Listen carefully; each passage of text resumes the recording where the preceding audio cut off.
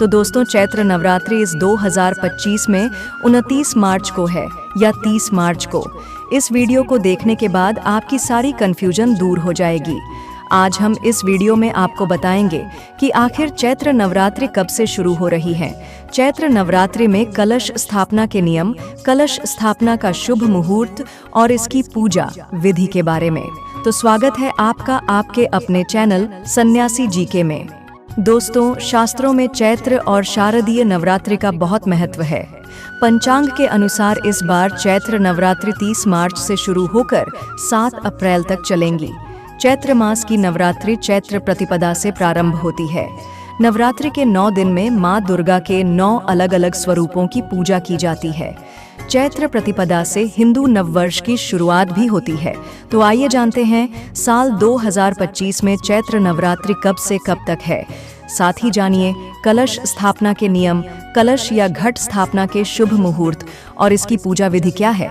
लेकिन चलिए एक एक करके सभी जानकारियों को जान लेते हैं, जिसमें सबसे पहले आता है चैत्र नवरात्रि कब है। तो साल 2025 में चैत्र नवरात्रि 30 मार्च से शुरू होंगी। प्रतिपदा तिथि प्रारंभ होगी 29 मार्च सायंकाल 4:27 पर। प्रतिपदा तिथि समाप्त होगी 30 मार्च दोपहर 12:49 पर। तो चलिए अब जानते हैं कलश स्थापना के शुभ मुहूर्त के बारे में।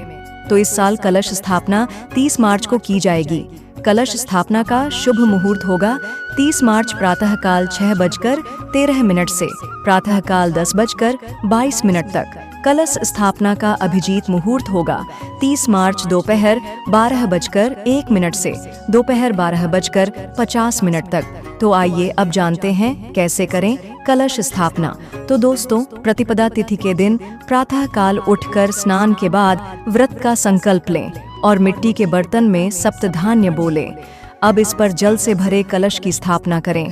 कलश में स्वास्तिक बनाएं और इसमें साफ जल भरकर गंगा जल मिलाएं। कलश में सिक्का, धूप, सुपारी और चावल डालकर कलश के ऊपरी भाग में कलावा बांध लें। कलश के ऊपर अशोक या आम के 5 पत्ते लगाएं और फिर एक नारियल को लाल कपड़े से लपेटकर कलश के ऊपर स्थापित कर दें।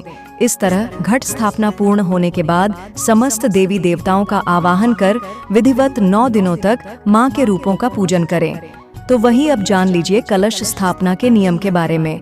तो नवरात्रि के पहले दिन प्रतिपदा तिथि में कलश या घट स्थापना करनी चाहिए। कलश स्थापना के समय साधक का मुंह पूर्व या उत्तर दिशा में होना चाहिए। कलश स्थापना के समय साफ सफाई और पवित्रता का ध्यान रखें। कलश को ईशान कोण में ही स्थापित करना चाहिए। घट स्थापना के समय कलश का मुंह खुला न रखें, इसे ढककर जरूर रखें। ढक्कन को चावलों से भरकर इसके बीचों बीच में नारियल की स्थापना करनी चाहिए। तो मेरे साथियों, अगर आपको हमारे द्वारा दी गई ये सभी जानकारियां पसंद आई हो तो आप सन्यासी जी के चैनल को सब्सक्राइब, लाइक और शेयर करना ना भूलें। हर हर महादेव दोस्तों, धन्यवाद।